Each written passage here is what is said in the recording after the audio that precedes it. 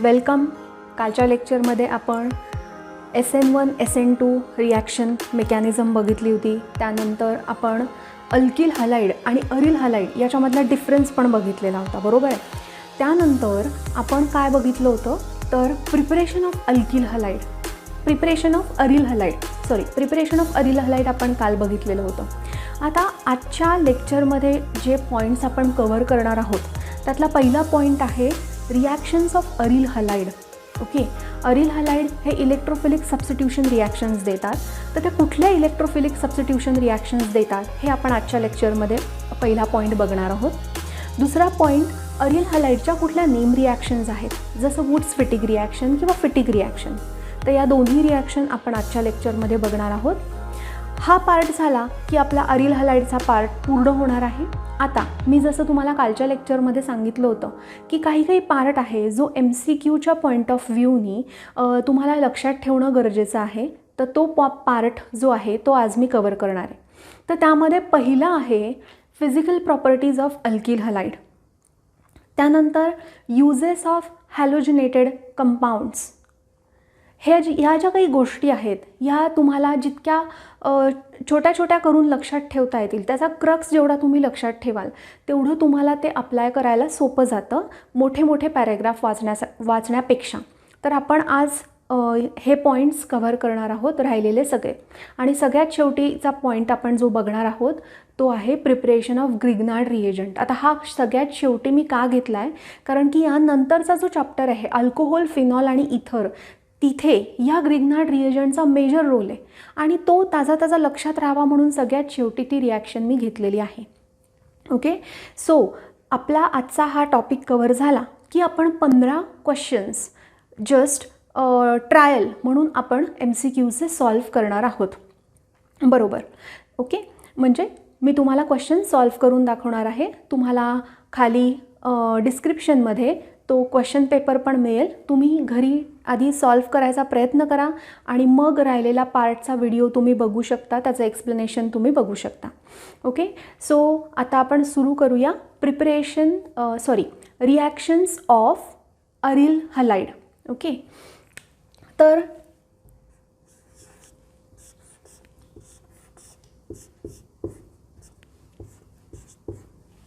क्लोरोबेन्झीन आहे.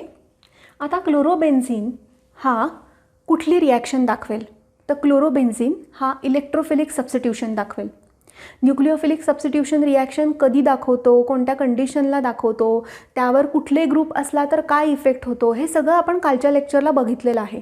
आत्ता आपण ज्या रिॲक्शन्स बघणार आहोत त्या सगळ्या आहेत इलेक्ट्रोफिलिक सबस्टिट्यूशन रिॲक्शन. तर आपण पहिली रिॲक्शन जी बघणार आहोत ती आहे हॅलोजिनेशन. ओके, सो हॅलोजिनेशन रिॲक्शन बघताना आपण क्लोरीनला इन प्रेझेन्स ऑफ अनहायड्रस FeCl3 बरोबर ही रिॲक्शन करणार आहोत.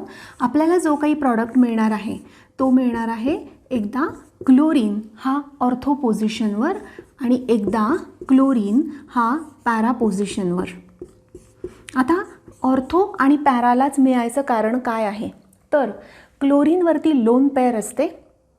बरं, त्यापेक्षा मी तुम्हाला शॉर्टमध्ये मी एक स्ट्रक्चर काढून दाखवते, रेझोनन्स स्ट्रक्चर काढून दाखवते, म्हणजे तुम्हाला लक्षात ठेवायला सोपं जाईल की ऑर्थो आणि पॅरालाच फक्त इलेक्ट्रोफिलिक सबस्टिट्यूशन का होतं, जेव्हा बेन्झीन रिंगवर असा ग्रुप असतो ज्याच्यावर लोन पेअर आहे. मग इथं क्लोरीन असला तरी सेम रूल, OH असला तरी सेम रूल, OCH3 असला तरी सेम रूल, कारण या सगळ्यांवरती लोन पेअर असणार आहे. सो इथे ह्या लोन पेअर्स आहेत. ही लोन पेअर आपण जर का रेझोनन्स स्ट्रक्चर ड्रॉ केले तर आपल्याला काय लक्षात येतं आहे की पहिल्यांदा जो मायनस चार्ज क्रिएट झाला तो चार्ज क्रिएट झाला आहे ऑर्थो पोझिशनवर. ओके, आणि आता क्लोरीनवरती आला आहे प्लस चार्ज, कारण त्याच्याकडे असणाऱ्या इलेक्ट्रॉन्सपैकी एक इलेक्ट्रॉन पेअर त्यांनी देऊन टाकलेली आहे. सो मायनस चार्ज ऑर्थोवर. आता पुढचं जे रेझोनन्स स्ट्रक्चर मी ड्रॉ करते आहे, या रेझोनन्स स्ट्रक्चरमध्ये जो मायनस चार्ज आला आहे तो मायनस चार्ज आता आला आहे पॅरा पोझिशनवर. बाकी स्ट्रक्चर सेम.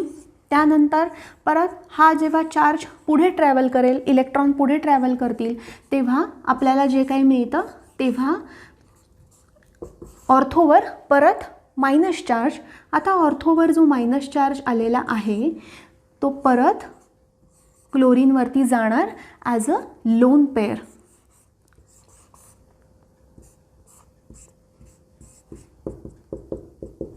आता आपल्याला काय कळालं या सगळ्या स्ट्रक्चरमधून, तर आपल्याला हे कळालं आहे की ऑर्थो पोझिशनवर मायनस चार्ज आहे, पॅरा पोझिशनवर मायनस चार्ज आहे आणि परत ऑर्थो पोझिशनवर मायनस चार्ज आहे. Okay, so ortho para ortho minus charge आहे म्हणजे या पोझिशन्सवर जास्त इलेक्ट्रॉन्स आहेत as compared to meta position. Electrophilic substitution म्हणजे काय, तर इलेक्ट्रोफाईल एक जनरेट होणार आहे ज्याच्यावरती पॉझिटिव्ह चार्ज असणार आहे. फॉर एक्झाम्पल, जेव्हा मला क्लोरिनेशन करायचं आहे तेव्हा जो काही इलेक्ट्रोफाईल जनरेट होतो तो होतो Cl+. मग आता प्लसवर अटॅक करण्यासाठी अशी पोझिशन अटॅक करणार ना ज्याच्याकडे इलेक्ट्रॉन आहेत. सो ऑर्थोवर इलेक्ट्रॉन आहेत, सो ऑर्थो प्लसवरती अटॅक करेल. पॅरावर इलेक्ट्रॉन आहे, सो पॅरा प्लसवर अटॅक करेल. सो तुम्हाला सबस्टिट्यूशन जे येणार आहे ते येणार आहे एकदा ऑर्थो पोझिशनवर आणि एकदा पॅरा पोझिशनवर. म्हणून नेहमीसाठी लक्षात ठेवा, जेव्हा बेन्झीन रिंगवरती असा कुठलाही ग्रुप असतो ज्याच्यावर लोन पेअर असतात आणि त्या लोन पेअर बेन्झीन रिंगशी कॉन्ज्युगेशनमध्ये असतात, तेव्हा बेन्झीन रिंगच्या ऑर्थो आणि पॅरा पोझिशन ह्या इलेक्ट्रॉन रिच होतात.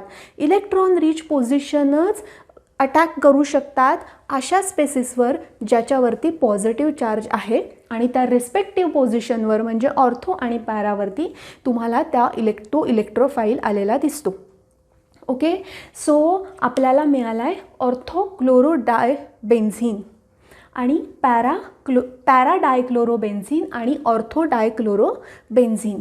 आता यामधला मेजर आणि मायनर कसा ओळखायचा, तर मेजर आणि मायनर ओळखण्यासाठी सोपी गोष्ट आहे. जिथे जास्त गर्दी नाही, जिथे व्यवस्थित सिमेट्री आहे असा प्रॉडक्ट मेजर फॉर्म होतो आणि जिथे थोडीशी गर्दी होते किंवा क्राउडिंग होतं दोन ग्रुप जवळ आल्यामुळे तो प्रॉडक्ट मायनर असतो.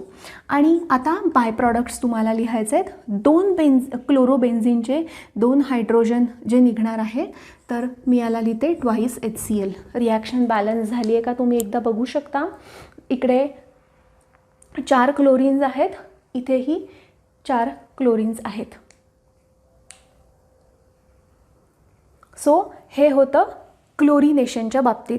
आता मी तुम्हाला जेव्हा इलेक्ट्रोफिलिक सबस्टिट्यूशन रिॲक्शनचे पुढचे टाईप सांगणार आहे तेव्हा मी तुम्हाला कुठला इलेक्ट्रोफाईल जनरेट होतो हे सुद्धा मी तुम्हाला एक्सप्लेन करणार आहे.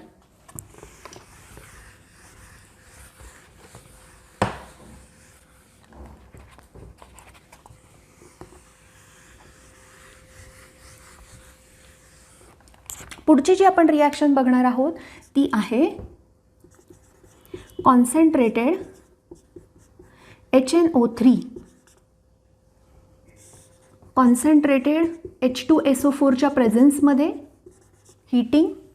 आता काय होणार आहे तर इथला हायड्रोजन आणि हा OH निघून जाणार आणि एकदा ऑर्थोवर आणि एकदा पॅरावर NO2 हा इलेक्ट्रोफाईल येणार, कारण या रिॲक्शनमध्ये NO2+ हा इलेक्ट्रोफाईल जनरेट होतो. सो एकदा नायट्रो कुठे आला आहे तर ऑर्थो पोझिशनला आणि त्याचं कारण माहितीच आहे की जनरेट होतो NO2+. इलेक्ट्रॉन आहेत ऑर्थो आणि पॅरा पोझिशनवर. सो एकदा ऑर्थो आणि एकदा पॅरा, एकदा ऑर्थो आणि एकदा पॅरा. आणि नेहमीप्रमाणे पॅरा हा मेजर, ऑर्थो हा मायनर आणि plus by product. Next reaction आहे सल्फोनेशन. नेक्स्ट रिॲक्शन आहे sulphonation. Sulphonation reaction with concentrated H2SO4. आता H2SO4ला आपण कसं लिहितात HOSO3H. HOSO3H लक्षात येण्यासाठी की SO3H जॉईन होणार आहे एकदा ऑर्थोला आणि एकदा पॅराला. इथे फ्युमिंग H2SO4 वापरलं जातं.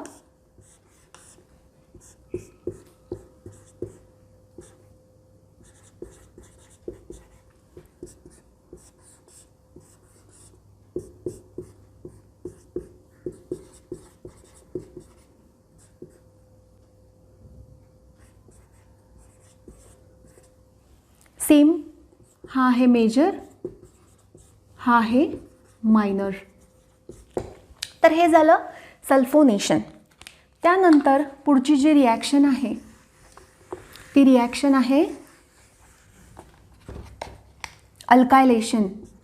आता अल्कायलेशन कशाने करतात? तर अल्कायलेशन करतात मिथाइल क्लोराईडनी in presence of anhydrous AlCl3. आता मी फक्त तुम्हाला या रिॲक्शनची एकदा मेकॅनिझम दाखवते. आता काय होतं, पहिल्यांदा रिएजंट कॅटलिस्ट बरोबर रिॲक्ट होतो. CH3Cl प्लस AlCl3 आपल्याला मिळतं CH3 plus plus AlCl4 minus. Okay. आता बेन्झिन रिंग किंवा हा जो क्लोरोबेन्झिन आहे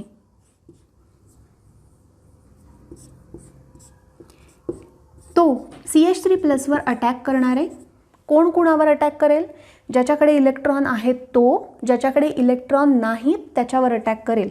उलटा अटॅक बऱ्याच वेळा दाखवला जातो, पण ज्याच्याकडे इलेक्ट्रॉन आहेत म्हणजे पायबॉन्ड आहेत तो अटॅक अशा स्पेसिसवर करणार ज्याच्यावरती पॉझिटिव्ह चार्ज आहे. सो यांनी अटॅक केला.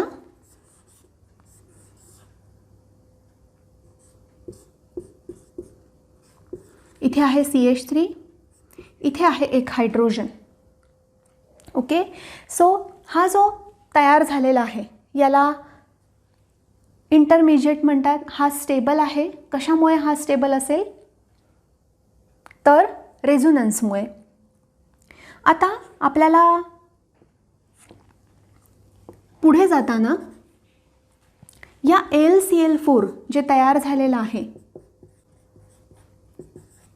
त्याचा उपयोग करायचा आहे.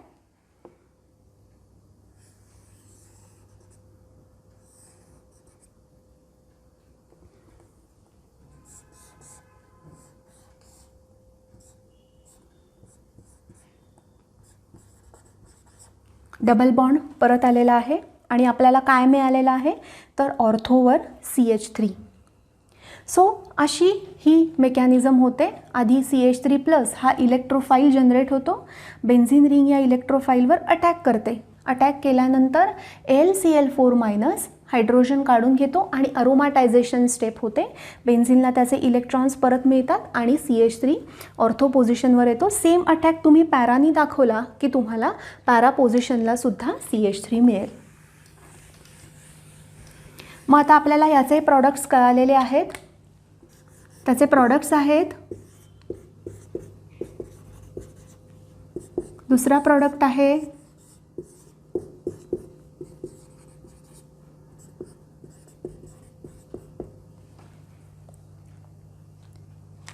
आता पुढची जी रिॲक्शन आपण बघणार आहोत ती रिॲक्शन आहे असायलेशन. असायलेशनसाठी कुठला रिएजंट वापरतात? तर acetyl chloride in presence of anhydrous AlCl3. लक्षात ठेवा, अनहायड्रस AlCl3चा रोल हा आहे की हा इलेक्ट्रोफाईल जनरेट करतो. अनहायड्रस AlCl3 वापरला नाही तर स्पेसिस विथ पॉझिटिव्ह चार्ज हा जनरेट होणार नाही. सो टू जनरेट इलेक्ट्रोफाईल हा एकदम इम्पॉर्टंट रोल प्ले करतो अनहायड्रस AlCl3.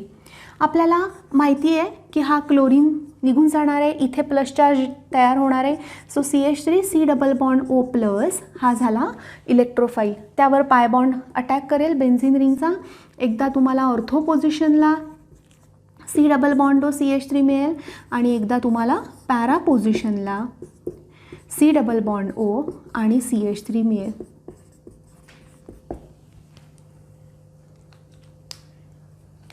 रिॲक्शन बॅलन्स करून घेऊ शकता. मेकॅनिझमवर माझा जास्त फोकस आहे.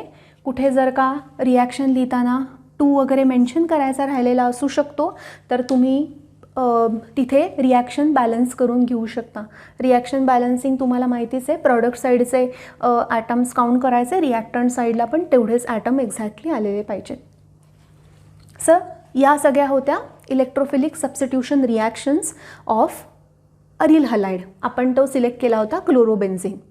आता पुढच्या ज्या दोन रिॲक्शन आहेत अरिल हलाइडच्या, ज्या नेम रिॲक्शन आहेत त्या नेम रिॲक्शन आपण घेणार आहोत. त्यातली पहिली रिॲक्शन जी आहे ती आहे वुड्स फिटिक रिॲक्शन.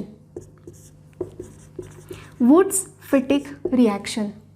आता वुड्स फिटिक रिॲक्शन काय? वुड्स रिॲक्शन सारखीच आहे, फक्त एक जे हलाइड आपण वापरलेलं आहे ते असणारे अरिल हलाइड, 2 सोडियम प्लस एक जे असणारे ते असणारे alkyl halide.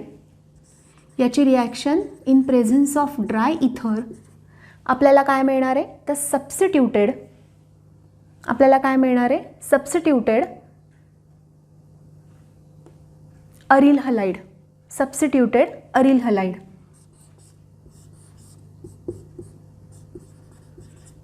Substituted benzene, substituted aromatic compound. कारण क्लोरीन हा सोडियम आणि हा क्लोरीन असे ट्वाईस NaCl हे ॲज अ बाय प्रॉडक्ट म्हणून बाहेर पडतात. आणि हा जो प्रॉडक्ट आहे हा काय आहे? तर सबस्टिट्यूटेड अरोमॅटिक कंपाऊंड. या रिॲक्शनला म्हणतात वुड्स फिटिक रिॲक्शन. आता फिटिक रिॲक्शन कुठली आहे?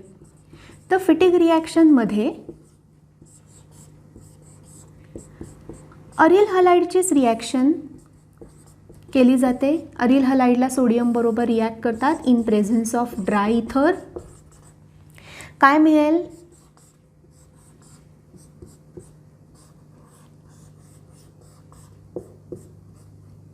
बायफिनिल. सो जेव्हा अरोमॅटिक हलाइड किंवा अरिल हलाइड बरोबरच कपल होतो तेव्हा त्या रिॲक्शनला म्हणतात फिटिक रिॲक्शन. आणि अरिल हलाइड जेव्हा अल्किल हलाइड बरोबर कपल होतो तेव्हा आपल्याला मिळतं सबस्टिट्यूटेड अरोमॅटिक कंपाऊंड किंवा सबस्टिट्यूटेड बेन्झीन. ओके.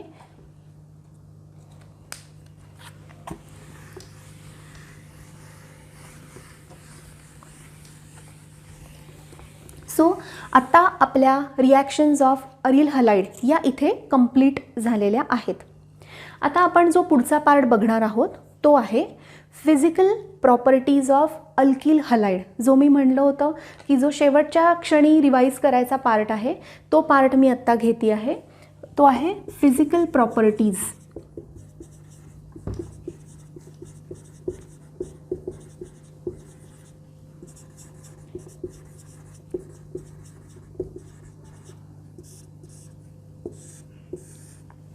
आता फिजिकल प्रॉपर्टीजमध्ये आपण कुठले कुठले पॉईंट्स बघतो? तर आपण पहिल्यांदा बघतो की बॉन्ड एन्थॅल्पी कशी आहे. जर आपण कन्सिडर केलं CH3F, CH3Cl, CH3Br, CH3I, तर आपण काय काय कोणते कोणते चेक करणार आहोत पॅरामीटर्स? तर बॉन्ड एन्थॅल्पी कशी असेल. ओके. त्यानंतर आपण काय चेक करणार आहोत? तर बॉइलिंग पॉईंट कसा असेल. ओके. तर CH3F, CH3Cl, CH3Br, CH3I याच्यामध्ये जेव्हा fluorine to chlorine, chlorine to bromine, bromine to iodine size वाढत जाते, जशी साईज वाढेल तसं ओव्हरलॅपिंग तेवढं एफिशियंट नसतं. बॉन्ड लेंथ वाढते. बॉन्ड लेंथ वाढली की तो बॉन्ड ब्रेक करायला कमी एनर्जी लागेल. म्हणजे बॉन्ड लेंथ जेवढी कमी तेवढी बॉन्ड एन्थॅल्पी जास्त. म्हणजे याच्यामधलं डिस्टन्स जेवढं कमी तेवढं ब्रेक करायला बॉन्ड एन्थॅल्पी जास्त लागणार. सो ही सगळ्यात जास्त बॉन्ड एन्थॅल्पी CH3Fची असणार, मग CH3Cl, मग CH3Br आणि मग CH3I. ही काय होणार आहे? तर डिक्रीज होत जाणार आहे बॉन्ड एन्थॅल्पी. CH3 आणि I, कार्बन आणि I यांचं जे ओव्हरलॅपिंग आहे ते तेवढं एफिशियंट नाही आहे. आयोडीन मोठा आहे, कार्बनची साईज तुम्हाला माहिती आहे, आयोडीनचा ॲटॉमिक नंबर, कार्बनचा ॲटॉमिक नंबर माहिती आहे, जसं मी पहिल्या लेक्चरमध्ये सांगितलं होतं. आणि ओव्हरलॅपिंग हे प्रॉपर नसल्यामुळे बॉन्ड लेंथ जास्त होते. बॉन्ड लेंथ जर का जास्त झाली तर बॉन्ड ब्रेक करायला जास्त एनर्जी लागत नाही आणि म्हणून याची बॉन्ड एन्थॅल्पी सगळ्यात कमी आहे. सगळ्यात जास्त बॉन्ड एन्थॅल्पी CH3Fची आहे. आता पुढचा पॉईंट आपण चेक करूया की बॉइलिंग पॉईंट. आता बॉइलिंग पॉईंट चेक करताना आपल्याला हेच बघायचं आहे की मास कुणाचं जास्त आहे. Fluorine to chlorine, chlorine to bromine, bromine to iodine जेव्हा आपण येत जातो तेव्हा त्यांचे जे मासेस आहेत ते ॲटॉमिक मासेस वाढत जातात.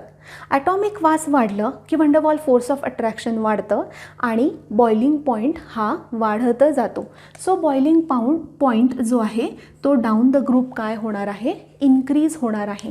म्हणजे जर तुम्ही CH3F, CH3Cl, CH3Br, CH3I मध्ये कन्सिडर केलं तर सगळ्यात जास्त बॉइलिंग पॉईंट हा CH3I चा असेल. त्याची 2 कारणं आहेत, ॲटॉमिक साईज आणि ॲटॉमिक साईजमुळे नंतर wonder wall force of attraction जे वाढतं ॲटॉमिक मास वाढलं की. सो आपण बॉइलिंग पॉईंटचाही मुद्दा कवर केला आहे. पण आत्ता आपला फोकस कुणावर होता, तर साईज ऑफ हॅलोजन ॲटमवरती. आता बॉइलिंग पॉईंटच आपण चेक करणार आहोत, तर त्यासाठी मी 2 ते 3 कंपाऊंड्स लिहिते, मग आपण बघूया.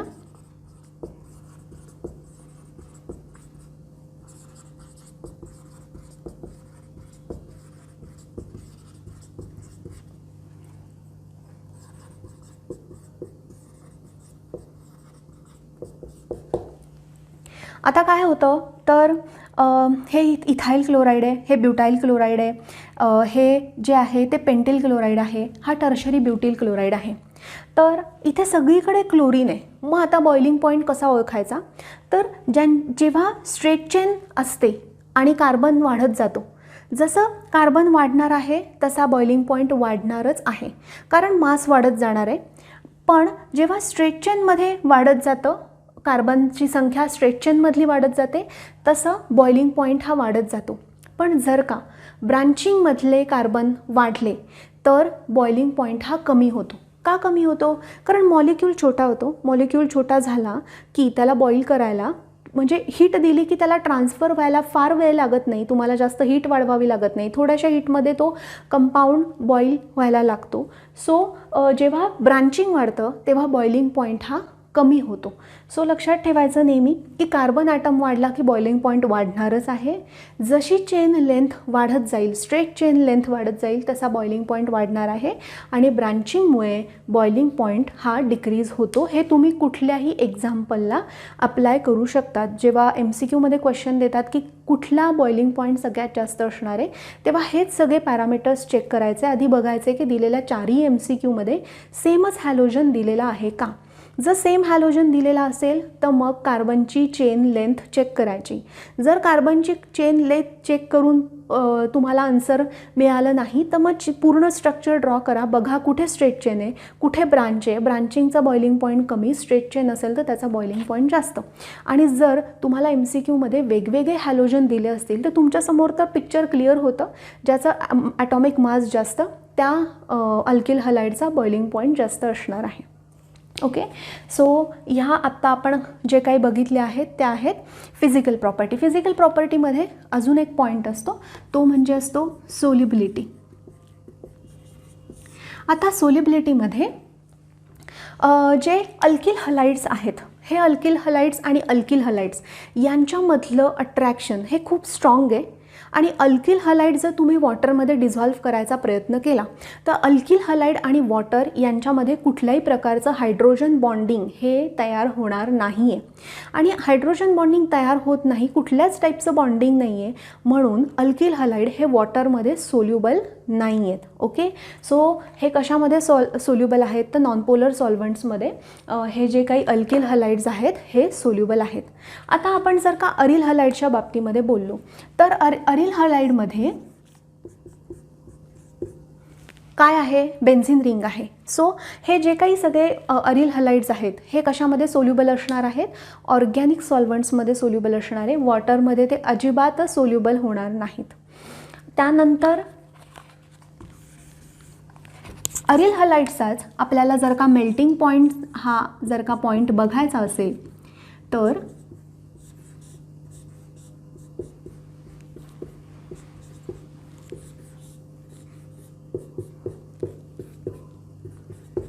या तिन्ही स्ट्रक्चरमधला कुणाचा मेल्टिंग पॉईंट जास्त आहे. असंच तुम्हाला सिमिलर स्ट्रक्चर काढून देतील किंवा अजून काहीतरी त्यामध्ये वेगवेगळे ग्रुप ॲड करून देतील. आपल्याला लक्षात काय ठेवायचं आहे की जेव्हा पॅरा पोझिशनला म्हणजे 2 ग्रुप हे विथ रिस्पेक्ट टू पॅरा असतात तेव्हा त्यांचं जे फिटिंग आहे, क्रिस्टलमधलं जे फिटिंग आहे ते फिटिंग एकदम प्रॉपर असतं. आणि मग ते फिटिंग ब्रेक करण्यासाठी त्या लॅटिस एनर्जीपेक्षा जास्त एनर्जी तुम्हाला अप्लाय करावी लागते आणि म्हणून काय होतं तर याचा मेल्टिंग पॉईंट वाढतो. जसं जसं सिमेट्री कमी कमी होत जाते किंवा डिस्टर्ब होत जाते तसा तसा तो मेल्टिंग पॉईंट काय होत जातो कमी कमी होत जातो. सो पॅराचा मेल्टिंग पॉईंट हा जास्त, मग मेटाचा आणि मग ऑर्थोचा. सो हे आत्ता आपण फिजिकल प्रॉपर्टीजमधले मेन पॉईंट्स कवर केलेले आहेत. आता यातला कुठलाही पॉईंट जर का राहिला असेल तर आपण MCQ सॉल्व करताना त्याचं डिटेल एक्सप्लेनेशन आपण बघणार आहोत. दुसरा म्हणजे की तुमच्या पुस्तकाच्या सिक्वेन्सप्रमाणे मी माझे टॉपिक्स घेतलेले नाही आहेत. हा रिव्हिजन लेक्चर आहे आणि यामध्ये अल्किल हलाईड कंप्लीट केल्यानंतर मी अरिल हलाईड सुरू केला, त्यांच्यामधला डिफरन्स दाखवला. याचं कारण हे की कुठल्याही सिक्वेन्सने आला तुम्हाला पॉईंट म्हणला की तुम्हाला तुमच्या डोळ्यासमोर आलं पाहिजे की याच्यामध्ये कुठले पॉईंट्स आहेत. सो तुम्ही सिक्वेन्सला स्टिक राहू नका. तुम्ही सध्या जे काही व्हिडिओज आहेत ते व्हिडिओज व्यवस्थित बघून तुम्ही त्याच्यावर थोडासा विचार करा, थोडंसं चिंतन करा की हे आपल्याला MCQमध्ये कसं अप्लाय करता येणार आहे. ही सगळी theory MCQ point of views सांगितलेली आहे. पुढचा पार्ट आता जो आपण बघणार आहोत तो आहे युजेस ऑफ हॅलोजनेटेड कंपाऊंड.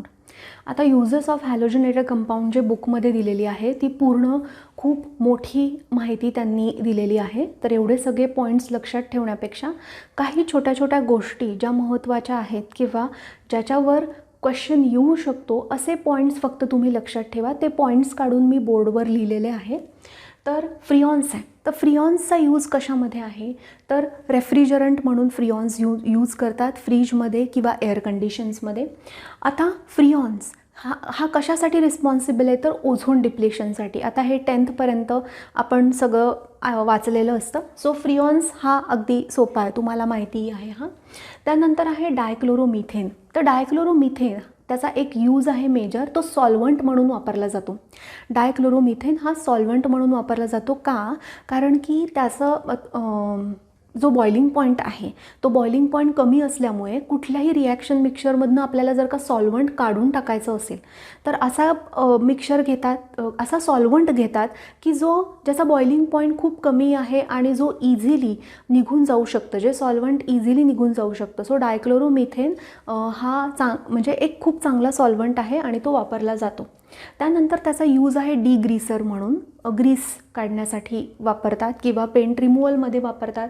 आणि कुठल्याही हॅलोजनेटेड कंपाऊंडमुळे त्याचं जर का जास्त एक्सपोजर झालं तर एक डिझीनेस किंवा एक अनइझीनेस येतो, तो तुम्ही कॉमन बोर्ड्समध्ये सुद्धा तो पॉईंट सगळीकडे ॲड करू शकता.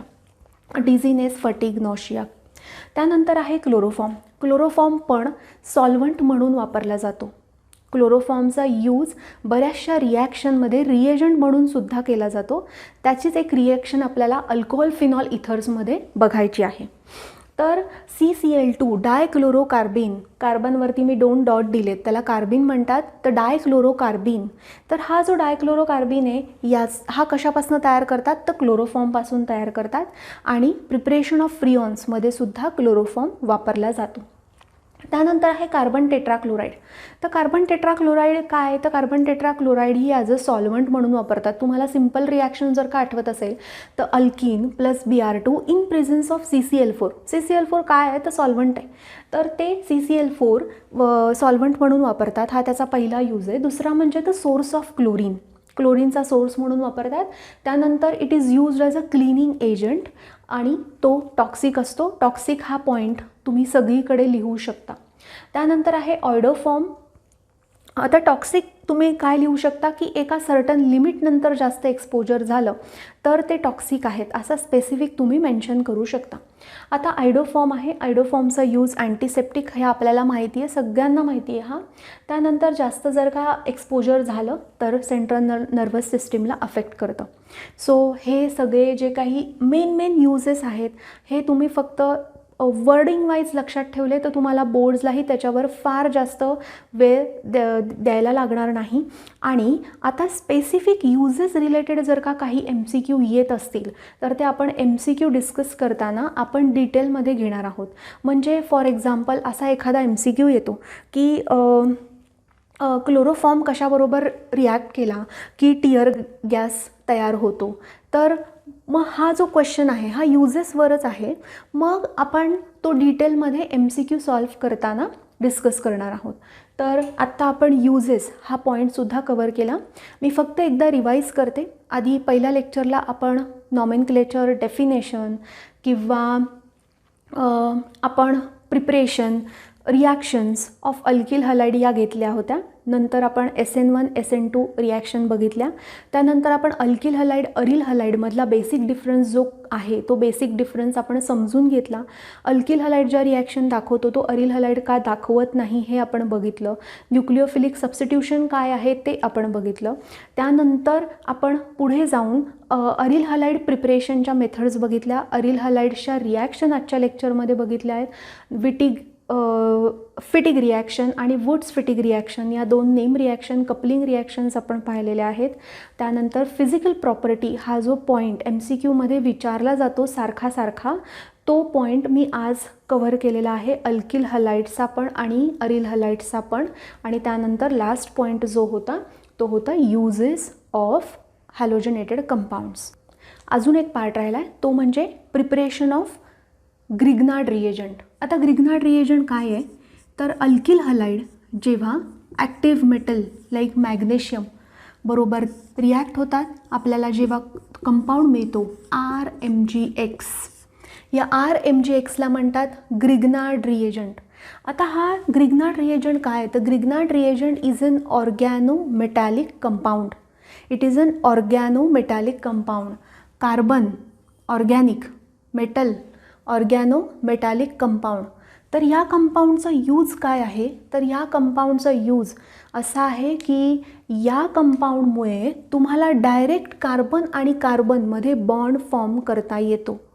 कारण हा मॅग्नेशियम प्लस आहे आणि हा जो R आहे तो मायनस आहे. का कारण मेटल बरोबर कार्बन आहे. आपल्याला माहिती आहे पिरियॉडिक टेबलमध्ये as we move from left to right in the periodic table electronegativity increases. आता मेटल आहे इलेक्ट्रोपॉझिटिव्ह. मेटलपेक्षा कार्बन हा कसा असणार आहे इलेक्ट्रोनिगेटिव्ह. सो हा जो कार्बन आहे त्याच्यावरती मायनस चार्ज असणार आहे, मॅग्नेशियमवरती प्लस चार्ज असणार आहे. सो नेहमी अटॅक हा R मायनसच करणार आहे. आणि याचा यूज काय आहे तर कार्बन कार्बन नवीन बॉन्ड फॉर्म करण्यासाठी ऑर्गॅनोमेटॅलिक कंपाऊंड वापरला जातो. म्हणजे या ऑर्गॅनिक मेटॅलिक कंपाऊंडचा तुम्ही अटॅक अल्डिहाइडवर करू शकता, कीटोनवर करू शकता. का कारण की या ऑर्गॅनोमेटॅलिक कंपाऊंडचा जर तुम्ही अटॅक अल्डिहाइडवर जर का केला तर तुम्हाला अल्कोहोल मिळतं. म्हणजे नवीन कार्बन कार्बन बॉन्ड तयार करण्याची क्षमता ह्या ग्रिग्नार्ड रिएजंटमध्ये आहे ज्याला आपण ऑर्गॅनोमेटॅलिक कंपाऊंड म्हणतो. आता जर का ह्या ऑर्गॅनोमेटॅलिक कंपाऊंडमध्ये जर का मी H2O ॲड केलं तर काय होईल ही रिॲक्शन ड्राय इथरमध्ये होते. जर मी H2O ॲड केलं तर हा आहे R मायनस आणि हायड्रोजन आहे प्लस. सो मायनस हा प्लसवर अटॅक करेल आणि आपल्याला मिळेल RH. म्हणजे काय मिळेल अल्केन. आणि प्लस हा जो Mg आहे त्याला एक OH आणि एक हॅलोजन कारण त्याची वॅलन्सी आहे 2 जी सॅटिस्फाय होती आहे. सो आपल्याला अल्केन जरी मिळवायचं असेल तरी आपण ग्रिग्नार्ड रिएजंटचा उपयोग करू शकतो. याचं नाव असं येईल समजा इथे इथाईल असेल तर इथाईल मॅग्नेशियम आणि इथे जर ब्रोमीन असेल तर ब्रोमाइड. ओके. सो आता आपण MCQज सॉल्व्ह करायला सुरुवात करूया. लगेचच MCQची लिंक तुम्हाला डिस्क्रिप्शन बॉक्समध्ये मिळणार आहे. आणि माझ्याकडे MCQची PDF आहे जी मी मोबाईलमधून एक एक क्वेश्चन तुम्हाला काय करून दाखवणार आहे, वाचून दाखवणार आहे आणि आपण ते सॉल्व्ह करणार आहोत.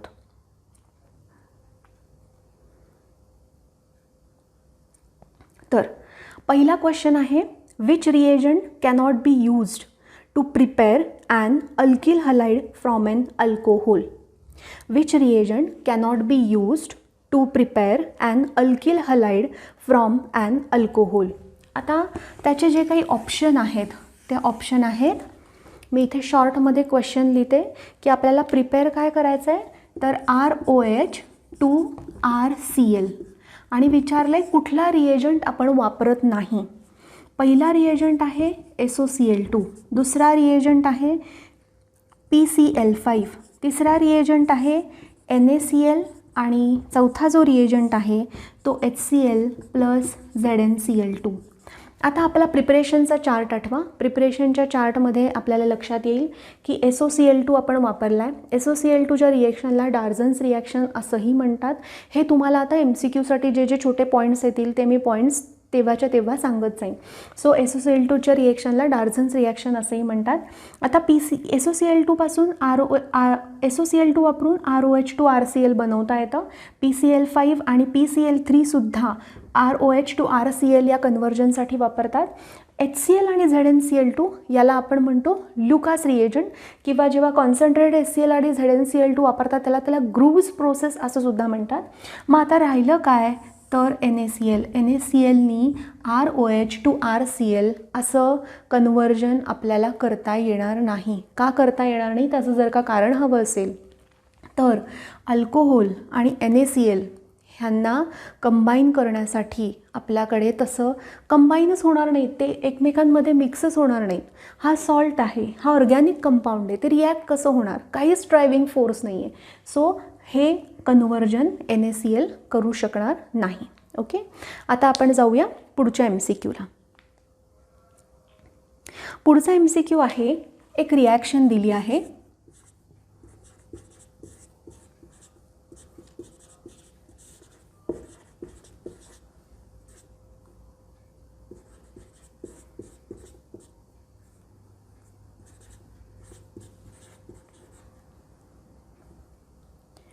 तर ऑप्शन्स आहेत, ही रिॲक्शन कुठली आहे, तर फ्री रॅडिकल रिॲक्शन आहे का, डिस्प्लेसमेंट रिॲक्शन आहे,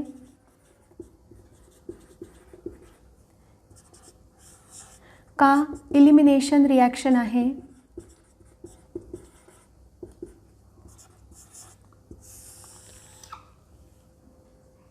का सबस्टिट्यूशन रिॲक्शन आहे. तर आपल्याला माहिती आहे ब्रोमीन जाऊन OH आला आहे, न्यूक्लिओफिलिक सबस्टिट्यूशन आहे. OH मायनस पण काय आहे, nucleophile. OH minus ion is a stronger nucleophile than bromine. आता इथे नुसत्या वॉटरनी ही रिॲक्शन जाते का, तर हा जो तुमचा कंपाऊंड आहे, स्टार्टिंग मटेरियल आहे, हे स्टार्टिंग मटेरियलकडे तुम्ही बघितलं तर हा आहे टर्शरी हलाइड. आणि जेव्हा टर्शरी हलाइड असतो तेव्हा टर्शरी हलाइड हा पहिल्यांदा हॅलोजन काढून टाकतो, कार्बोकॅटायन फॉर्म करतो. आणि कार्बोकॅटायन फॉर्म केल्यामुळे जरी तुमच्या न्यूक्लिओफाईलची स्ट्रेंथ कमी असेल तरीसुद्धा तुम्हाला डिझायर्ड प्रॉडक्ट मिळू शकतो. सो ही रिॲक्शन कुठली आहे, सबस्टिट्यूशन. इलिमिनेशन असतं तर तुम्हाला डबल बॉन्ड वगैरे मिळाला असता. डिस्प्लेसमेंट रिॲक्शन आहे का, काही डिस्प्लेस होत आहे का, नाही. फ्री रॅडिकल रिॲक्शन तर ही अजिबात नाही आहे. आता पुढचा क्वेश्चन घेऊया. The following reaction is known as,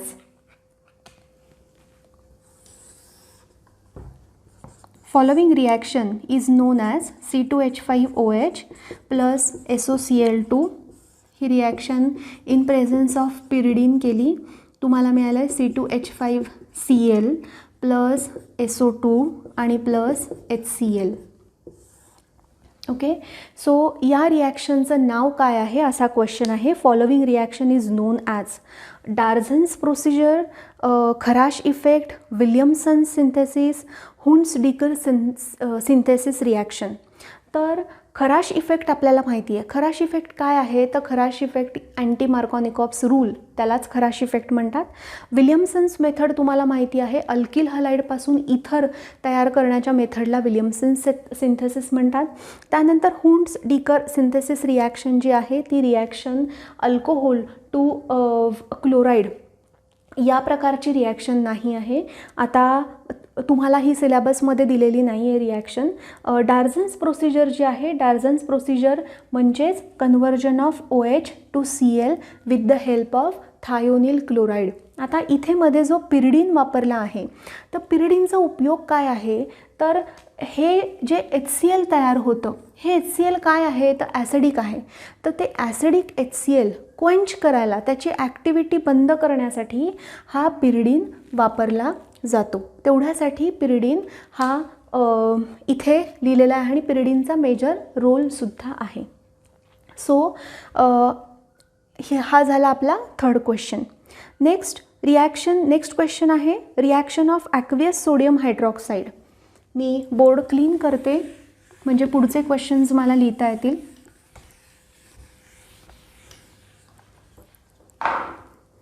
next आहे reaction of aqueous sodium hydroxide on ethyl bromide and a chlorobenzene gives.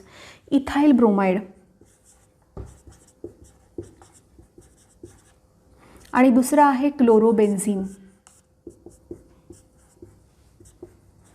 Reaction of aqueous sodium hydroxide on ethyl bromide and aqueous NaOH produces और gives. Option 1 आहे ethyl alcohol and no reaction. दुसरा जो दिला आहे तो same ethyl alcohol and phenol. तिसरा जो दिलेला आहे तो सेम इथिल अल्कोहोल आणि ऑर्थोक्लोरोफेनॉल. आणि चौथा जो दिलेला आहे तो आहे इथिन आणि ऑर्थोक्लोरोफेनॉल. आता समजा आपण असं कन्सिडर करूया की कुणीतरी अभ्यास केलेला नाही आहे आणि त्यांना अजिबातच काही माहिती नाही आणि त्यांना करेक्ट आन्सर शोधून काढायचं आहे. आता करेक्ट आन्सर शोधून काढताना आपल्याला माहिती आहे की जेव्हा क्लोरोबेन्झीनपासून फेनॉल तयार करतात तेव्हा काही नेम रिॲक्शन्स आहेत, त्या नेम रिॲक्शन्स वापरून आपण क्लोरोबेन्झीनपासून फेनॉल हा तयार करू शकतो. त्यामुळे इथे अशी कुठलीही रिॲक्शन कंडिशन मेन्शन नाही, त्याच्यामुळे फेनॉल तयार होणारच नाही आहे. जेव्हा आपण ऑर्थोक्लोरोफेनॉल म्हणतो, क्लोरो जर का फेनॉल आपण जर का काढला, याचं स्ट्रक्चर जर का आपण काढलं, लगेच आपल्याला क्रॉस चेक करता येतं. ऑर्थोक्लोरोफेनॉल हा जर का आपण काढला तर काय होऊ शकतं बघा. तुम्ही फेनॉलवर इलेक्ट्रोफिलिक सबस्टिट्यूशन जर का केलं, म्हणजे फेनॉलचं हॅलोजनेशन जर का केलं, तर तुम्हाला हा प्रॉडक्ट मिळणार आहे. ॲक्वियस NaOHनी असा प्रॉडक्ट कधीही मिळत नाही. इथिन इलिमिनेशन रिॲक्शन आहे आणि आपल्याला माहिती आहे इलिमिनेशन रिॲक्शन ह्या अल्कोहोलिक NaOHने जातात, अल्कोहोलिक KOHने जातात. त्या रिॲक्शन कधीही ॲक्वियसनी जात नाहीत. मग फेनॉल तर तयार होणार नाही आहे. ऑर्थोक्लोरोफेनॉल हे इलेक्ट्रोफिलिक सबस्टिट्यूशन नंतरच बनतं. सो ऑर्थोक्लोरोफेनॉल ज्या ज्या ऑप्शनमध्ये आहेत ते ऑप्शन सगळे कट होणार आहेत. मग आता राहिलं काय, तर इथिल अल्कोहोल आणि नो रिॲक्शन. आपण बघितलेलं आहे त्याचं रिझन की क्लोरोबेन्झीन आणि ॲक्वियस NaOHची रिॲक्शन होत नाही, कारण क्लोरोबेन्झीनमध्ये क्लोरीन आणि बेन्झीन रिंगच्या कार्बनमध्ये डबल बॉन्ड आहे.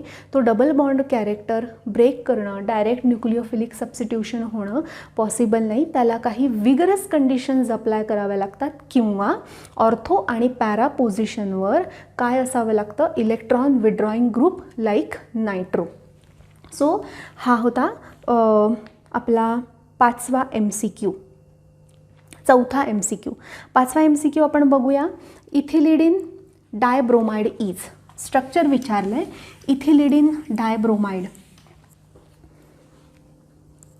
मी नाव लिहिते आहे.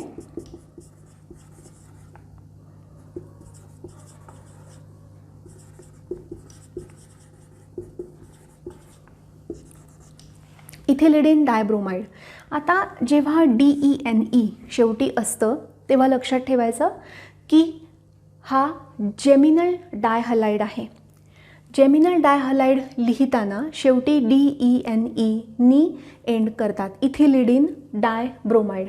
मग आता बाकी MCQs म्हणजे ऑप्शन्स तुम्ही पाहिले नाही तरी तुम्हाला लक्षात येऊन जाईल, तरी मी ऑप्शन्स लिहिते. का, कारण आपल्याला दिलेल्या ऑप्शनमधून सिलेक्ट करायचं आहे. आपल्याला तेवढा वेळसुद्धा वाया घालवायचा नाही आहे.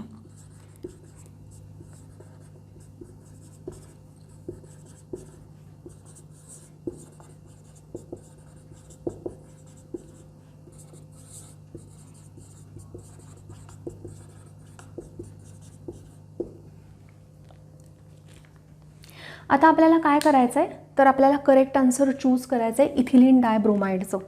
तर पहिल्यांदा आपण चुकीचे ऑप्शन्स कट करूया. तर चुकीचे ऑप्शन हा आहे इथाइल ब्रोमाइड, सो हा तर गेला, आपल्याला नाव माहिती आहे इथाइल ब्रोमाइड. दुसरं मी तुम्हाला म्हणलं की DENE शेवटी लावलं की त्याला तो असतो जेमिनल डायहॅलाइड. जेमिनल डायहॅलाइड म्हणजे काय, तर एकाच कार्बनवर 2 हॅलोजन असतील तेव्हा त्याला म्हणतात इथिलिडीन किंवा अल्किलिडीन डायहॅलाइड. ओके, सो आता हा जो आहे हा आहे विसिनल डायहॅलाइड. शेजारच्या कार्बनवरती जर 2 हॅलोजन असतील, सख्खे शेजारी कार्बनवरती जर का 2 हॅलोजन असतील तर त्याला म्हणतात विसिनल. सो विसिनल डायहॅलाइडचं लिहिण्याची पद्धत इथिलिडीन किंवा अल्किलिडीन अशी नाही आहे, सो हा पण ऑप्शन कट झाला. आता हा जो आहे इथे दिलाय मध्ये डबल बॉन्ड, तर डबल बॉन्ड दिला तर इथिलिडीन डायब्रोमाइड झालं का, तर नाही. हे याचं जर का तुम्ही नाव लिहायचा प्रयत्न केला तर काय नाव येईल आणि हे स्ट्रक्चर बरोबर आहे का हे आपण बघूया. जर स्ट्रक्चर बरोबर असेल तर त्याचं नाव काय येईल, तर 1,1 डायब्रोमो इथिन. ओके, सो हे पण स्ट्रक्चर बरोबर नाही आहे. So correct structure is CH3CH Br. याला म्हणतात जेमिनल डायहॅलाइड आणि जेमिनल डायहॅलाइडचं नाव लिहिताना कॉमन नेम सिस्टीममध्ये इथिलिडीन, अल्किलिडीन असं वापरलं जातं, लक्षात ठेवा MCQसाठी. नेक्स्ट जो MCQ आता आपण बघणार आहोत तो आहे preparation of alkyl halide in laboratory is least preferred by. Preparation of alkyl halide in laboratory is least preferred by. मी ऑप्शन सांगते. पहिला ऑप्शन आहे डायरेक्ट हॅलोजनेशन ऑफ अल्किन, दुसरा ऑप्शन आहे हलाइड एक्सचेंज, तिसरा ऑप्शन आहे addition of hydrogen halide to alkene आणि चौथा आहे ट्रीटमेंट ऑफ अल्कोहोल. मी एकदा लिहिते म्हणजे जर कोणी मिसआउट केलं असेल तर ते सुद्धा माझ्याबरोबर ट्यून होऊ शकतात. प्रिपरेशन ऑफ अल्किल हलाइड म्हणजे RX प्रिपेअर करायचं आहे लॅबमध्ये. तर कुठली मेथड आपण वापरू शकणार नाही, तर पहिली आहे डायरेक्ट हॅलोजनेशन. डायरेक्ट हॅलोजनेशन म्हणजे आपल्या लक्षात आलं पाहिजे की methane plus Cl2 in presence of dark आपल्याला जे काही प्रॉडक्ट्स मिळतात ते. नंतर आहे हॅलोजन एक्सचेंज. हॅलोजन एक्सचेंज म्हटलं की आपल्यासमोर 2 रिॲक्शन आल्या पाहिजेत. एक आहे स्वार्ट्झ रिॲक्शन आणि दुसऱ्या रिॲक्शनचं नाव तुम्हाला आठवलंच असेल, ज्याच्यामध्ये आपण आयोडीन प्रिपेअर करतो. त्या रिॲक्शनचं नाव आहे, मला माहिती आहे की तुम्ही व्हिडिओमधून म्हणजे व्हिडिओ बघत असताना उत्तर देत असाल आणि तुम्हाला माहिती आहे हे नाव तुम्ही तुमच्या आन्सरमध्ये लिहायचं आहे, मी सांगणार नाही आहे, हा तुम्ही शोधा जर तुमच्या लक्षात नसेल तर. तिसरं जे दिलेलं आहे ते आहे addition of hydrogen halide to alkene. आता हा अल्किन आहे आणि त्याच्यावर हायड्रोजन हलाइड मला ॲड करायचे. आणि चौथी जी मेथड आहे ती मेथड दिली आहे की ट्रीटमेंट ऑफ अल्कोहोल. आता यामधली लिस्ट प्रेफर्ड मेथड कुठली आहे, तर लिस्ट प्रेफर्ड मेथड आपण जेव्हा शोधतो जेव्हा आपण कुठलीही मेथड शोधतो तेव्हा आपल्याला हे बघायचं असतं की कुठल्याही रिॲक्शनमध्ये रिॲक्शनचं यील्ड कुठे जास्त मिळू शकतं. यील्ड मिळणं म्हणजे काय, तर प्रॉडक्ट तयार झाल्यानंतर त्याला प्युरिफिकेशनला कमीत कमी वेळ गेला पाहिजे किंवा प्युरिफिकेशनसाठी त्याला खूप जास्त त्याच्यावर खूप जास्त ट्रीटमेंट्स करायला लागू नाही, तर त्या रिॲक्शनचं जे प्रॉडक्ट आहे ते मेजर हातामध्ये येतं. तर आता जर आपण हॅलोजन एक्सचेंज बघितला तर हॅलोजन एक्सचेंजमध्ये आपल्याला खूप चांगली यील्ड मिळते, त्यामुळे हॅलोजन एक्सचेंज हे आन्सरच नाही आहे, कारण आपल्याला लिस्ट यील्ड असणारी मेथड शोधायची आहे. त्यानंतर ही रिॲक्शन एकदम व्यवस्थित जाते, तुम्हाला मेजर आणि मायनर प्रॉडक्ट मिळतो जर का तुमचा अल्किन हा सिमेट्रिक असेल.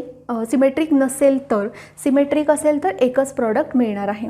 त्यानंतर ट्रीटमेंट ऑफ अल्कोहोल. आता ट्रीटमेंट ऑफ अल्कोहोल आपल्याकडे भरपूर साऱ्या मेथड्स आहेत, SOCl2, PCl3, PCl5. तर या सगळ्या मेथडनी चांगली यील्ड मिळते. मग आता राहिली कुठली, तर डायरेक्ट हॅलोजनेशन. आता डायरेक्ट हॅलोजनेशनमध्ये प्रॉब्लेम काय आहे, तर जोपर्यंत एक एक हायड्रोजन रिप्लेस होत नाही तोपर्यंत ही रिॲक्शन चालूच राहते. आणि जर ही चालूच राहिली तर कधीपर्यंत चालू राहते, जोपर्यंत सगळे हायड्रोजन हे रिप्लेस होत नाही आणि सगळ्याची क्वांटिटी थोडी थोडी थोडी थोडी मिळते. बरं, हे जे प्रॉडक्ट्स आहेत हे प्रॉडक्ट्स त्यांचा बॉइलिंग पॉईंट खूप जवळजवळ असल्यामुळे तुम्ही त्यांना सेपरेट आऊट करू शकत नाही. हा सगळ्यात मोठा ड्रॉबॅक आहे. तुम्हाला सगळ्याचं मिक्सचर मिळतं, एक कुठलीच गोष्ट नीट तुम्हाला मिळत नाही. So direct halogenation is not a good method. आता आपण पुढच्या MCQकडे जाणार आहोत. पुढचा MCQ आहे, in Wurtz reaction alkyl halide reacts with. आता तोंडी उत्तर आहे, sodium in dry ether, sodium in ether, sodium only and alkyl halide in ether. आता ऑलरेडी अल्किल हलाइड ते म्हणलेले आहेत. सो अल्किल हलाइड कुणाबरोबर रिॲक्ट होतं, तर सोडियम बरोबर रिॲक्ट होतं आणि ही reaction in presence of dry ether होते. सो याचा आन्सर आहे ड्राय इथर. त्यानंतर how many structural isomers are possible for a compound with a molecular formula C3H7 आणि Cl. आता हा मात्र MCQ जो आहे, हा MCQ मी तुम्हाला होमवर्क म्हणून देणार आहे सॉल्व करायला. त्याचं कारण हे जेव्हा आपण आयसोमर लिहिणार आहोत त्या रिलेटेड मला काही गोष्टी सांगायच्यात. सो आत्ता मी हा MCQ म्हणून घेत नाही. मी तुम्हाला उद्या MCQ सॉल्व करायच्या आधी एक 5 मिनटं हा पॉईंट आयसोमर्सचा मी तुम्हाला एक्सप्लेन करेल. त्याबरोबर मला ऑप्टिकल आयसोमर्सबद्दल पण सांगायला आवडेल. नेक्स्ट आहे, use of chlorofluorocarbon is not encouraged because they destroy oxygen layer, they eat away ozone in the atmosphere, third they damage refrigerator and air conditioner, and D they are harmful to the eyes of people who use it. So use of chlorofluorocarbon is not encouraged because they eat away the ozone in the atmosphere, ज्यामुळे ozone depletion होतं आणि बाकीचे जे काही problems आहेत त्यामुळे होणारे ते वाढत जातात. त्यानंतर chloroform reacts with concentrated HNO3 to give. आता मी जसं तुम्हाला मगाशी यूजेस सांगताना म्हणलं की काही काही असे क्वेश्चन्स आहेत जे क्वेश्चन्स क्लोरोफॉर्मच्या यूज म्हणजे क्लोरोफॉर्मवर काहीतरी रिॲक्शन करून मग जो मिळतो प्रॉडक्ट त्याचा काही यूज आहे. तर असे जे काही स्पेसिफिक गोष्टी आहेत त्या आपण MCQ सॉल्व करताना कव्हर करणार आहोत. तर क्लोरोफॉर्म आहे त्याची रिॲक्शन जेव्हा कॉन्सन्ट्रेटेड HNO3 बरोबर होते तेव्हा काय मिळतं, तर CCl3.NO2 CCl3.NO2. आणि हे जे मिळतं आपल्याला जो काही कंपाऊंड मिळतो तो कंपाऊंड आहे टियर गॅस. तो कंपाऊंड आहे टियर गॅस. आता होमवर्कसाठी दुसरं आपल्याला या कंपाऊंडचं नाव शोधायचं आहे, कारण MCQ तुम्हाला कंपाऊंडचं नाव विचारतील, हा कंपाऊंड कुणापासून बनवला आहे तो विचारतील, या कंपाऊंडचा काय म्हणून उपयोग करतात, तर टियर गॅस म्हणून उपयोग करतात हेही विचारतील. तर हा होमवर्कसाठी दुसरा क्वेश्चन आहे. त्यानंतर नेक्स्ट क्वेश्चन आहे, the use of product obtained as a result of reaction between acetone and a chloroform. परत युजेसवर क्वेश्चन आहे. हे सगळे क्वेश्चन आपण घेणार आहोत. मी तुम्हाला नोट्स पॉईंटमध्ये हे मी तुम्हाला लिहून देईल. Reaction of acetone CH3 C double bond O CH3 आणि क्लोरोफॉर्म CHCl3. तर यापासून जो काही क्लोरेटोन हा कंपाऊंड तयार होतो, हा कंपाऊंड हिप्नॉटिक म्हणून वापरला जातो. हा कंपाऊंड हिप्नॉटिक म्हणून वापरला जातो. तर याचं जे स्ट्रक्चर आहे हे स्ट्रक्चर असं आहे.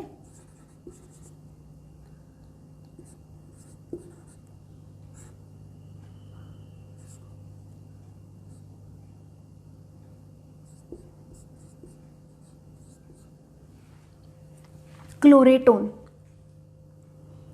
आणि हा हिप्नोटिक म्हणून वापरला जातो. त्यानंतर नेक्स्ट क्वेश्चन आहे, which of this do not form Grignard reagent.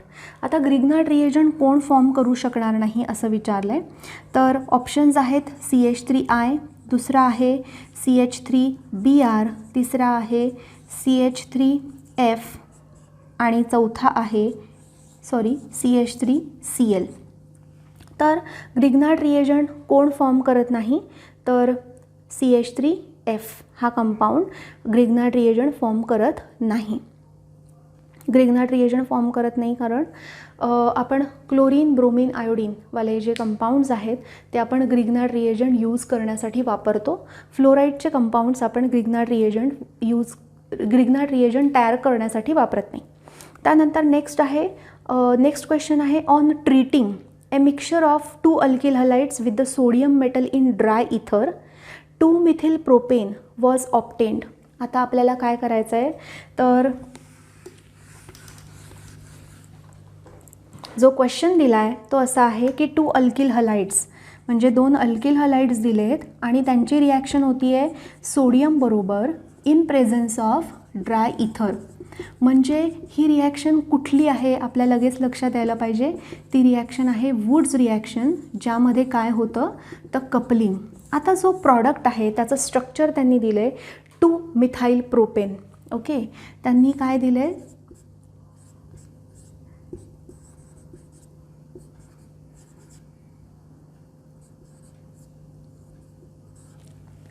तर त्यांनी असं सांगितलं आहे की 2-मिथाइल propane was obtained.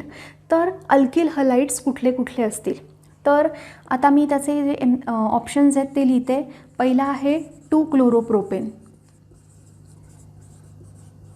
And chloromethane. जो दुसरा आहे तो आहे 2-क्लोरोप्रोपेन अँड क्लोरोइथेन. तिसरा आहे क्लोरोमिथेन अँड क्लोरोइथेन आणि चौथा आहे क्लोरोमिथेन अँड 1-क्लोरोप्रोपेन.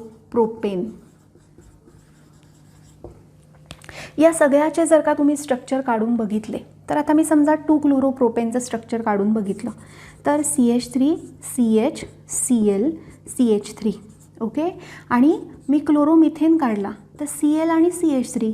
आता आपल्याला माहिती आहे की ह्यांची रिॲक्शन जर 2 टाइम्स सोडियम वापरून ड्राय इथरमध्ये केली तर जिथे क्लोरीन आहे तो क्लोरीनवाला पार्ट सोडियम बरोबर निघून जाणार आहे आणि हा CH3 या CHला कंबाईन होणार आहे. सो आपल्याला आपला प्रॉडक्ट मिळालेला आहे. पहिलाच ऑप्शन हा आपला आन्सर आहे. ओके, त्यानंतर नेक्स्ट जो काही आपला क्वेश्चन आहे तो क्वेश्चन आहे which is used in the manufacture of plastic. Which compound is used in the manufacture of plastic. आता प्लास्टिकसाठी काय वापरतात, तर पहिला आहे CCl4, दुसरा आहे CH2 डबल बॉन्ड CH2I, तिसरा आहे HCH ट्रिपल बॉन्ड CH आणि जो चौथा आहे तो आहे CH2 डबल बॉन्ड CHCl. तर हा जो आहे विनाइल क्लोराईड, हा विनाइल क्लोराईड जर खूप वेळा रिपीट झाला याला म्हणतात एक मोनोमर. ह्या एका युनिटला म्हणतात एक मोनोमर. असं हे monomer number of times couple होतं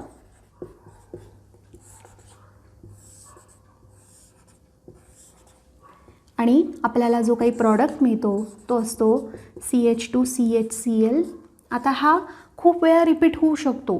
सो मी काय करते आहे, CH2 CHCl या युनिटला मी ब्रॅकेटच्या बाहेर N लिहिते आहे आणि परत CH2 CHCl. तर हे काय आहे, पॉलीविनिल क्लोराईड. पॉली म्हणजे खूप वेळा. हा आहे vinyl group. CH2 double bond CH2 याला म्हणतात vinyl. CH2 double bond CH2 याला म्हणतात विनाइल आणि त्याचा एक हायड्रोजन रिप्लेस केला आणि त्याला क्लोरीन लावला तर हे झालं विनाइल क्लोराईड. ओके, आणि CH3 CH double bond CH2. आता याचा एक हायड्रोजन मी काढला आणि मी त्याला जर का क्लोरीन लावला तर जो ग्रुप तयार होतो त्याचं पण आपल्याला नाव शोधायचं आहे. हा आहे तुमच्यासाठी पुढचा होमवर्क. नेक्स्ट क्वेश्चन आहे when ethyl alcohol C2H5OH reacts with thionyl chloride in presence of pyridine, product obtained are. आता हा आपल्याला माहिती आहे, अगदी तोंडी आन्सर आहे याचं.